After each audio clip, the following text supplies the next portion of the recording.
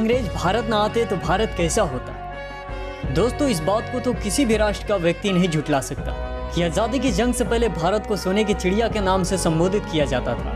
और ऐसा होता भी क्यों ना, क्योंकि भारत देश संपत्ति और समृद्धि से भरपूर था।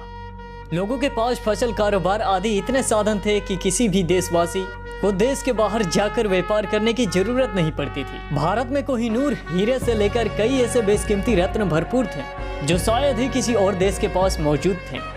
भारत की इसी चकाचौंध और समृद्धि को देखकर ब्रिटिश साम्राज्य के कुछ नुमाइंदे भारत के साथ व्यापार करने के लिए आकर्षित हुए, पर उन्होंने व्यापार के बहाने भारत में आर्थिक लूटपाट शुरू कर दी, जिसकी वजह से भारत आर्थिक रूप से कमजोर होता चला गया। अगर इतिहास को खोलकर देखें तो भारत पर ब्रिटिश शासन के दौरान बहुत से आर्थिक और सामाजिक बदलाव आए, जिस वजह से भारत की तस्वीर ही बदल गई। भारतीय होने के नाते आज हर व्यक्ति इस बात को मानता है कि भारत पर अगर ब्रिटिश शासन ना होता तो शायद आज भारत की तस्वीर कुछ अलग ही होती।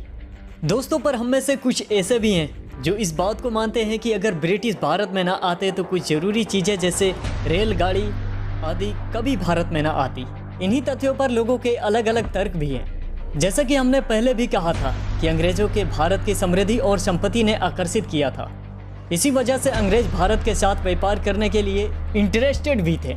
17वीं शताब्दी में जब अंग्रेज भारत आए तो उनकी डिवाइस एंड रूल पॉलिसी ने भारत की तस्वीर को ही बदल कर रख दिया। उन्होंने व्यापार की बजाय भारत पर शासन करने की सोची और अपनी इस सोच को अंग्रेजों ने सफल करके लगभग 300 सालों तक भारत पर राज किया। इसकी शुरुआत के लिए उन्होंने सबसे छोटे छोटे राज्यों को अपने अधीन किया और फिर इसी तरह बड़े बड़े राज्यों को अपने अधीन करने लगे। दोस्तों, इस दौरान भारत में बहुत से बड़े और छोटे बदलाव आए जो कि इस प्रकार हैं। भारत की कृषि व्यवस्था चरमरा गई। भारत के कृषि व्यवस्था को कमजोर बनाने के लिए उन्होंने भारतीय किसानों को परंपरागत फसलों की बजाय तंबाकू, कपास, तिलहन और दलहन जैसे फसलों को रोपण करने के लिए आदेश दिया। दोस्तों, इसके पीछे का कारण यह था कि वह भारतीय किसानों के फसल करने की तकनीक का इस्तेमाल कर अच्छी मात्रा में फसल उगवाकर इंटरनेशनल मार्केट में ज़्यादा से ज़्यादा फायदा कमाना चाहते थे। अगर इसके बदले में किसानों को अच्छी मुनाफा मिलता तब तक तो ठीक था, पर उन्होंने ऐसा ना करते हुए किसानों का हक भी मारा और उनसे पशुओं के भांति काम करवाया। इसीलिए यह कहा जा सकता है कि अगर अंग्रेजों ने भारतीय किसानों से जबरदस्ती नई फसलें न उगवाई होती तो शायद कृषि के क्षेत्र में भारत का नाम अग्रणी देशों की सूची में शुमार होता।